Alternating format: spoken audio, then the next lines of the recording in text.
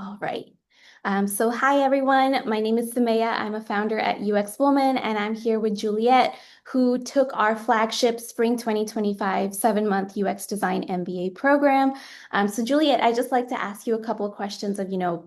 what got you into UX or what got you interested, and how did you hear about UX Woman? Oh, yeah. So my background was in fashion and fashion design. So I was in business, doing that for many years. And then when COVID hit, like the fashion world just paused. And then I started to rethink what I can do. And I really liked technology, and I want to apply my design skills to a broader audience. So and my friend was like, hey, you want to help us, doing this UX design, my company. I'm like, oh, okay. So that started me to think about, UX. And then I got the Google certificate of UX design, and I got really interested in it.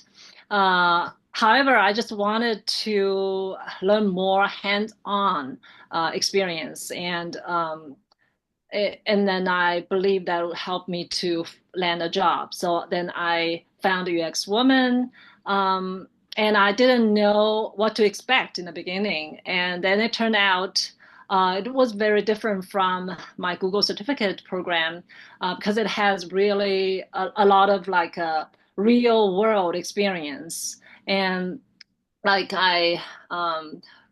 so they have that UX research part, then UX design part, and then the mentorship, which is like the resume workshop, and then the interview practice. So every single section, I think it exceeded my expectation. Yeah, I feel I learned a lot from like just the more in depth of how what a UX researcher, UX designer does in real life, in real work scenario.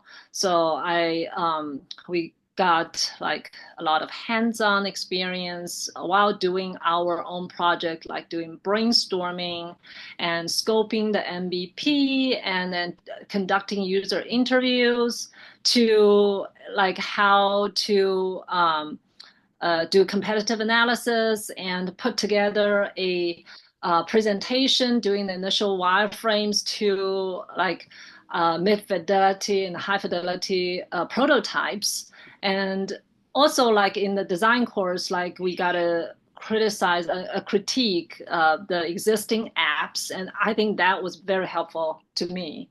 And then in the end, I was pretty happy with my project that I presented in class, and then my teammates and mentors critique the project, and everything was like I think was added my um, knowledge and experience in the UX design path. Yeah. Thank you so much for, walking us through the whole process of the program and what you got out of it. I'm curious to hear about your project topic in particular. So how did, you mentioned it was a lot of real world applications. So, what made you choose the topic that you did, and how did it align with more of your career goals? Yeah, absolutely. So when I first, Samaya and I first met, she was just telling me, okay, maybe you can think of what project you want to do in the course. And then, I want to stay in like fashion or e-commerce. So because that's where my background, I feel more comfortable. And so we kind of, defined this is the scope. And then I'm like, oh, maybe I can do athleisure e-commerce site and with sustainable materials. And then Samaya's like, oh, maybe before you make up your mind, maybe you just do conduct some user research, like discovery interviews, and just to ask around what people's pain points are. Is that what you really want to do? Is that what solves the problem. So that got me thinking, it's like, oh, that's what I think is cool, and what I think is what people want. But after I did my interview, yeah, the direction just changed. And I found out that most people's concern was the fit, that they were not sure how, the clothes fit on them versus on the models online. And then, so around that pinpoint, I um, kind of, designed this app of with virtual fitting, and then with AI style recommendations, and just to incorporate more of the modern technologies into the app. And just the more I do it, the more I like fine tune it. And then, yeah, so in the end, I think it became um, a differentiator. So like after the comparative analysis, so makes this app more unique. Yeah.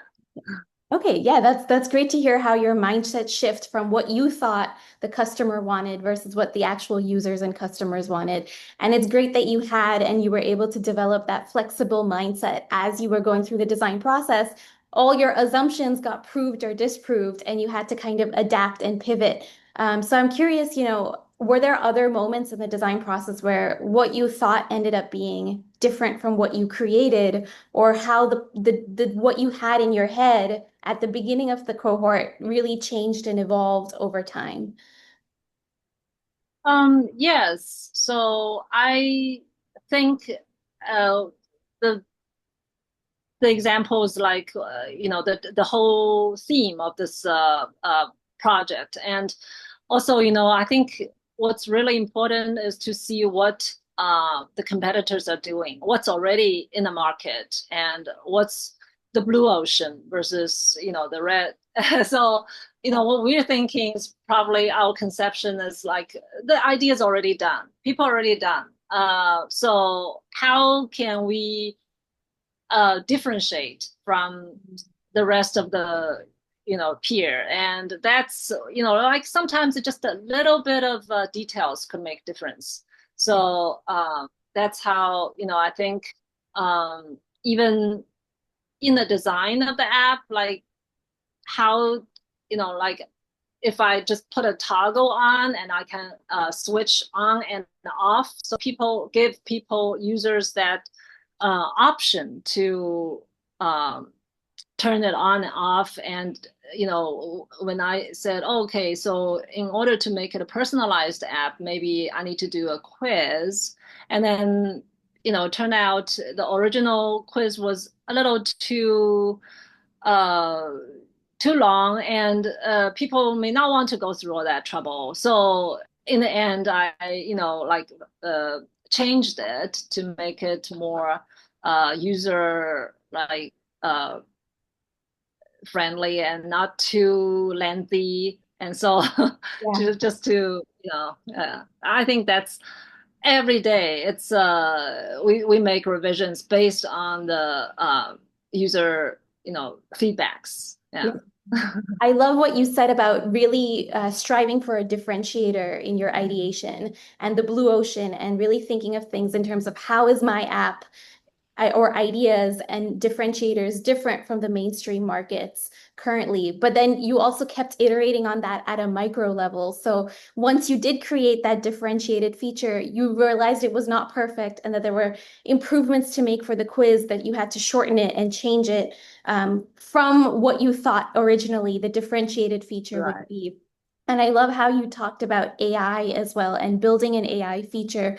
So could you tell me a little bit more about your AI design process and how you designed an AI feature?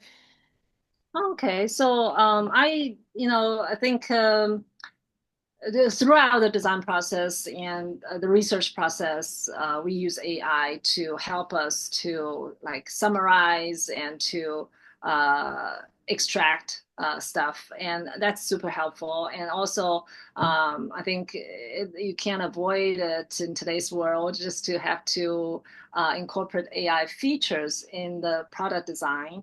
Um, yeah, so I just keep exploring because AI is so new, and we don't have a degree in AI, so in like machine learning. So we're just trying to utilize this different tools, yeah, and then how to train our own model basically to do what we want them to do for the specific purpose. Yeah, like how to refine our prompts and to uh, we just have to keep trying. Like a lot of failures because AI is not. I think in the beginning, like when you first do, I want an image, right? So I put out the prompt, and then it probably could give you a pretty decent image.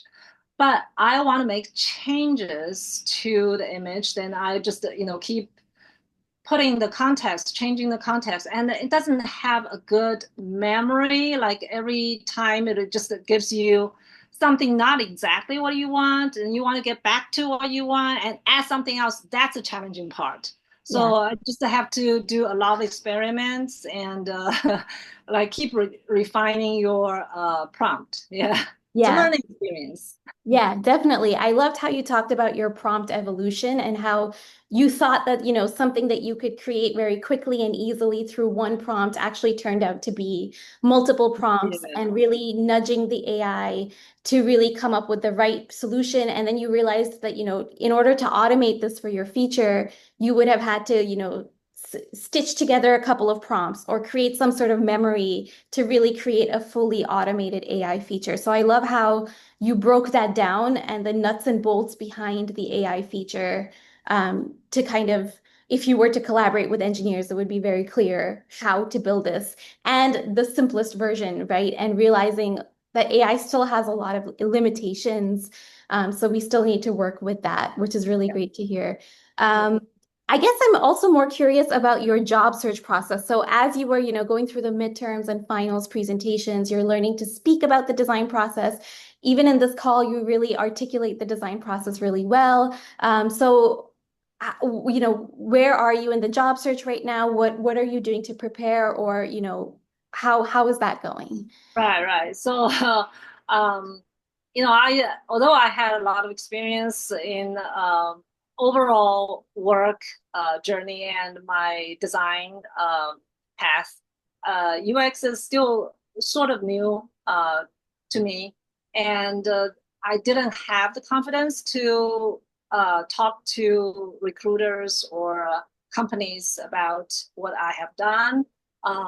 I just kind of like discounted all my past experience and like, oh yeah, and then if I realized that if I am not confident and they won't buy into me. So then I had, the mentors, Samaya, is very helpful in helping me like rewrite my resume, giving me interview tips. And so that's like I was able to transfer my past experience into the current job search, which is super, super helpful. And then the more I talk about it and, form a, like I believe in myself more and I talk in confidence and this is what I did. And, even when I talk about the whole design process and it's, I realize it's a lot of my past experience and knowledge put into play. Yeah. So, so yeah, I shouldn't like discount my past experience. And uh, so when I did that, I've been having a lot more interviews. Like the first step was to rewrite my resume, and then I did get a lot of notices in the job market, and a lot of recruiters were calling me. Then for like the UX positions that not necessarily the entry level positions, but more of the mid to senior level positions, um, and which I think I am capable of doing. Yeah. And then move to the hiring manager. So yeah, I just had an interview this week, and we had a really great conversation. She loved my project that I did in this workshop, and so I think it's all positive. And every interview I went, it was just a practice to me for me. And in the beginning, I made a lot of mistakes. I even like, I wish I could have said that. Yeah. But I don't expect to land on the first job, the first interview. It's impossible. I still think I have a long ways to go, but I am gaining a lot of experience and confidence along the way. Yeah, thanks to the mentorship, it's really helpful. Yeah. Okay, thank you. Yeah, that's great to hear that, you're confident in where you are today, but you still know you have more to do, more to learn. And I think UX is constantly changing. I'm constantly learning because, tech never stays the same. It changes every 2 or 3 years. So we're all kind of learning together, especially with AI coming out. I guess I'm curious to kind of starting to wrap up this conversation. What advice would you have for folks who were in your shoes maybe 7 months ago or 8 months ago? What advice would you give someone who's thinking of, switching jobs, making a career change, but is just not sure at the moment? I think just do everything you're currently doing 100%, give it 100%, and then don't ever question your past experiences. See, I mean, like I'm in medical or I'm in retail, it's irrelevant. I'm starting from zero, and it can be very intimidating. Like, oh, you feel that you already, in the like middle of your career, but you're switching gear right now. Do you have to start from the very beginning? I think everything you did in the past is a just accumulation, and it will contribute to your current and future search. You just have to utilize these the right way, and this course will really help. And I think when you are doing, I think the project that we did in this course is not like, I wouldn't say it's easy or it's like you do need to spend time and a lot of efforts, but that's when you can improve. I think looking at the project I did now versus the project I did like say a year ago was a great improvement. I could see that, and I could utilize this in my portfolio. So this is all great. So just have confidence and work hard. I agree. Thank you so much, Juliet, for taking the time to speak with me. I really appreciate it. Thank you. Yeah. I'll just pause the recording.